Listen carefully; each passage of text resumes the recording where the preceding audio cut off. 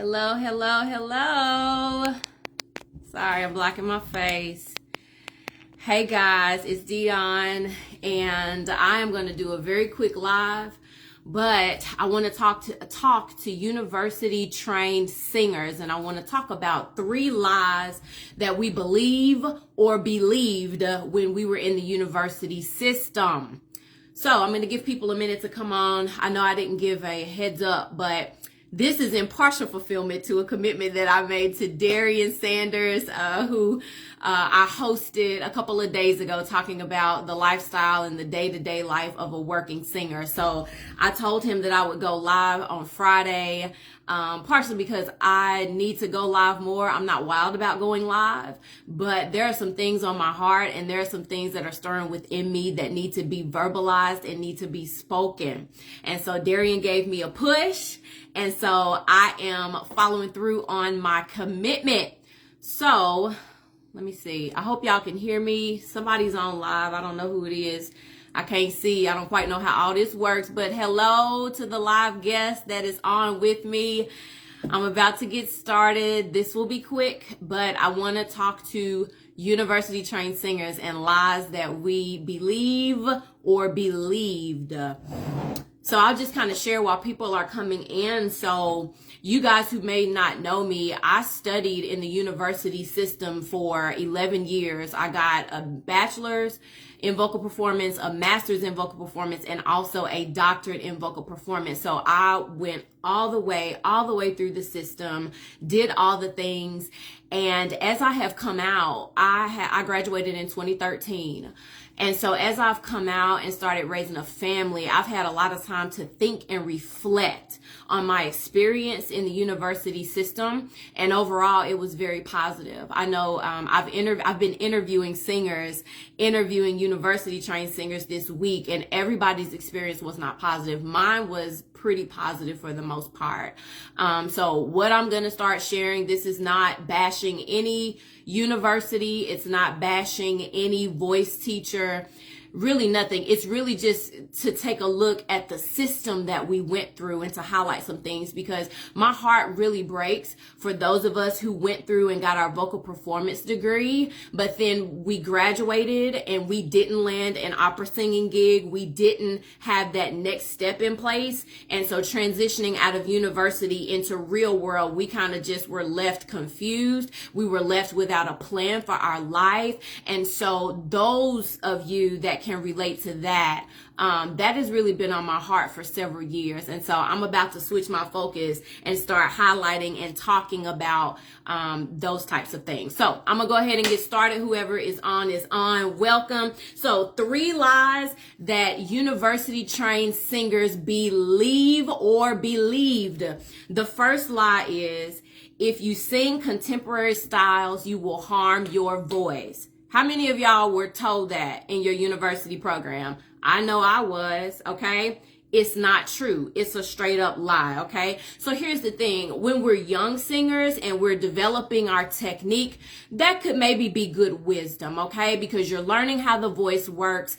And if you don't have a coach that can kind of guide you and you're trying to sing more contemporary things, you could do some damage before you have a solid technique. But just to flat out say, if you sing contemporary music, if you sing musical theater, if you sing R&B, if you sing rock, if you sing these other styles, that you just automatically mess up your voice, it's just not true, okay? And I'm gonna tell you why it's not true.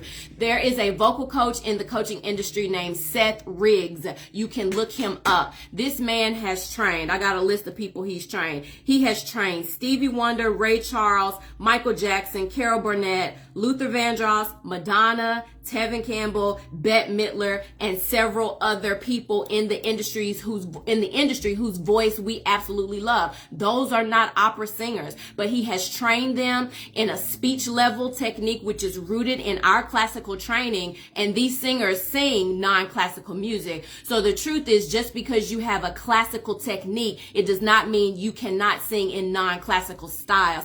Actually, it sets you up to be able to approach those styles more readily and easier than people who don't have the training. Okay. So anyway, just want to debunk that lie. Just because you're classically trained, it does not mean you cannot sing non-classical music. All right. The second lie that we believe, now I'm only doing 3, okay, so it's going to be real quick, but the second lie we believe is, if I didn't get the professional opera singing career after school, something is wrong with me. Did any of you guys feel that or think that, because we were conditioned to think that I'll, check off all the things on my degree program, and I'm going to audition, and I'm going to be well prepared, and I'm going to show up, and I'm going to sing perfectly and do my best. And so I should, get the opera career. And then when that doesn't happen, you start to think that something is wrong with you, and not that maybe something is wrong with this system. Maybe something is wrong with the fact that this degree program only kind of steers me in 2 tracks, either to sing as a professional opera singer or to teach in a university, when in actuality, there are so many other options for singers, so many other places that you can use your voice and apply those skills that you learned in the university. But unfortunately, we're not steered in those directions, and our mindset can be just shut down to just thinking I only have 2 options, when really there are several other options. Okay. So yeah, that was that. So again, the truth is, there are more than 2 options. You can use your voice to do a lot of different things, okay? And then the final lie that I'm going to talk about now, because there are others, but I'm only going to talk about 3. I'm going to pause because I see some people. Hi, Earl. Hi, Beverly. Hi, Christina. I see some people are on. Hello, hello, hello. Thank you for joining me last minute. I see a comment from Christina. I'm trying to read it. My teacher gets on me weekly because I sing other genres. So Christina, are you currently in a university program? Let me know. Is this current and your teacher gets on you weekly? I would love to hear, what is your teacher telling you? Why is that teacher getting on you? I can make an assumption, but I would love to hear. Okay, so you're in your senior year. So what is your teacher saying to you? Because you want to sing other genres. I'd be interested to hear. And congratulations making it to your senior year. That's amazing. I would love to hear what are his or her reasons for getting on to you, for singing other genres. Because here's the thing, guys, like, we're trained in a degree to sing opera, but when we get out of school, the jobs and opportunities that are more readily available are not in opera. They're just not.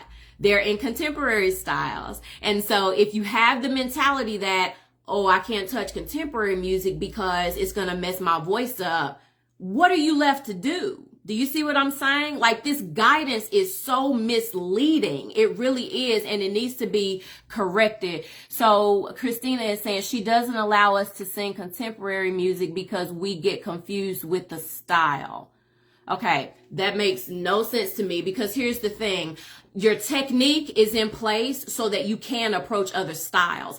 Vocal styling changes. There are certain things that you do with your voice. There are certain effects that you can do with your voice, but you got to have correct technique to be able to do it. So singing in different styles does not mess your voice up at all if you have the solid technique in place to do those things. If you don't have solid technique in place, then maybe it could. But at senior year, I won't even say at senior year. I would say, Christina, why not just ask your teacher, is my technique not solid enough where I can approach these styles? Because it's not going to hurt your voice. And you may also want to mention Seth Riggs to your teacher. And I'll even show you guys this book. It's called Singing with the Stars. It's by Seth Riggs, and it has all of the singers, lots of singers that he has trained. It has exercises. These people are not opera singers, though. They're not. They're in film. They're in acting. Like I said, I told you, Stevie Wonder, he's not an opera singer. Al Jarreau, he trained, not an opera singer. Michael Jackson, not an opera singer, okay? But he trained these people. So I would encourage you to maybe mention him to your Hey Rita, mention him to your professor and have some healthy dialogue. Be honorable, because I think for whatever reason, a lot of the teachers in that university system, they believe that that's true, that if we sing something outside of classical, we're going to mess up our voice. But let's start challenging that and say, why is that so? Why is it going to mess my voice up? A lot of people that are in the industry, they do mess their voice up because they don't have the technique that we as classical singers have. But like I said, we have the technique, so it sets us up to be able to sing it. I feel like I'm kind of ranting, but thank you I have that book. Definitely going to look into it and ask her. I think you should. I think you should have that healthy, honorable communication with your teacher and maybe challenge that thinking. Because like I said, with Seth Riggs' work and who he's worked with, it proves that is just not true. Okay. So lie number 3, and this is the last one. This is the lie that we believe. If I complete all and I may have already said this, but I think I said it a little bit. I kind of got ahead of myself, but here's the lie. If I complete all the checklist items in my degree track, if I sing perfectly, and if I look good, an agent will find me and offer me a job. Did any of you guys who trained vocally, did you think that? Was that kind of the unspoken assumption that you do all the things perfectly, you look good, you show up to the auditions, you sing perfectly, and an agent is just going to find you and offer you a job? Well, folks, that's not usually how it works. When you get into the real world, that's not how it works. So here's the truth. The quality of your work is not enough. Being good and beautiful is not the way that you're going to land a job. It's just not. Here's the truth. You have to be intentional to pursue and build relationships and build a network. That is the truth. So when we come out of university, we have to know, all right, if I'm going to transition, I've got to get into some places where I can build relationships with people that know about opportunities or can lead me and steer me in the place of opportunity. And you have to know how to build your network. That is the truth. You also need to know how to self-promote, how to market yourself. You need to be able to stand before somebody and pitch why they should choose you for this role or this opportunity in 30 seconds. Can you do that? Could you pitch you in 30 seconds? Are you sold on you? That's important. Okay, that's important coming out of college. Most of us don't have representation at that level, but we still want to sing and we think we're going to get opportunities. Well, who's going to promote you? You've got to know how to promote you. So that's a skill that we were not taught in academia, but it is so important to have in the real world. You have to know how to self-promote. You have to be sold on you. And if you're not sold on you, you need to do some introspective thinking and sit down and see, why am I not sold on me? Okay, that's going to tap into those self-limiting beliefs. It's going to tap into the doubt. It's going to tap into the imposter syndrome. It's going to tap into all of those things that make you question yourself. Okay. And it's a good thing, because you need to be aware of those and need to know how to identify them so you can uproot them and replace those thoughts with self-empowering thoughts, guys. This is so good. Is this good to anybody else? I feel like I'm just rambling, kind of preaching, but like, my God, I am so passionate about this stuff, because lots of these skills that we need to succeed in the practical world, we were not taught or exposed to in the academic world. And there needs to be some reform brought to that. So let me see. Hey, Myron. There's an elitist mentality when it comes to classical and opera. My voice and choral professors simply pass it down because that's the lie their teachers taught them. My God, I wasn't even going to go really into that, but Myra, since you cracked it open, it's the truth. It's surely the truth. And it's got to stop somewhere. We who are in academia, right? And I mean, as now professors and teachers, we cannot keep passing that stuff down because it is toxic. It is toxic. And we have these young students that come in here full of hope, and their dreams just get shattered because of some of this, like he said, elitist mentality and passing it down. And so we've got to stop that. Christina, this is awesome. I'm glad it's helping you, Christina. I'm glad that you're on with me today. This is so, so good. So guys, I told you, this is it. I just wanted to kind of dip my toe in this because this is the vein I'm about to start riding in. Okay. The people that I really have a heart for. Now, if you are not a classically trained singer or a university singer, I still love you. I still want to create resources and things to help you so you can still follow me. But really that group of people that I want to come after right now and help and serve and help to heal, even because a lot of us have been in environments in that academic system that have been heavily toxic. They've been heavily critical of our instrument. They have not been supportive. They have been cutthroat, and there have been words that have been released to you, over you, that have discouraged you and maybe even paralyzed you in your journey to pursue your singing career. Guys, that stuff needs to be dealt with. You have got to receive some healing and some deliverance and some breakthrough so that you can go on in your journey and pursue it without being bitter, without being mad, and without being stuck. So this thing can go really, really deep, okay? But I'm not going there today. I'm just cracking it open, and I'm just really sharing with you, like, the content that I will be making here on out will be toward these university trained singers, those of us who went through the academic program, who experienced that culture, who experienced graduating and being confused and not really knowing what the next steps were. You know, those are the people that my heart is toward right now. So anyway, I'm done. Hey, Mark, you can catch the replay, friend. Hey, Marva, my friend from Jackson. Hey. Christina, yes. I get it. I'm so glad y'all tuned in.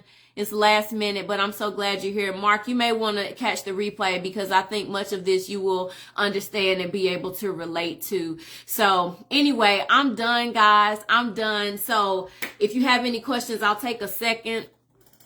If you have any questions or any comments or any things you want to add to what I've said, if you are a university trained singer and you know that realm, you know that culture, you know that life, if you have anything you want to share. If not, you guys have a great weekend and stay tuned because there will be more to come. All right. Looks like everybody's good. All right. Have a good weekend. Bye-bye.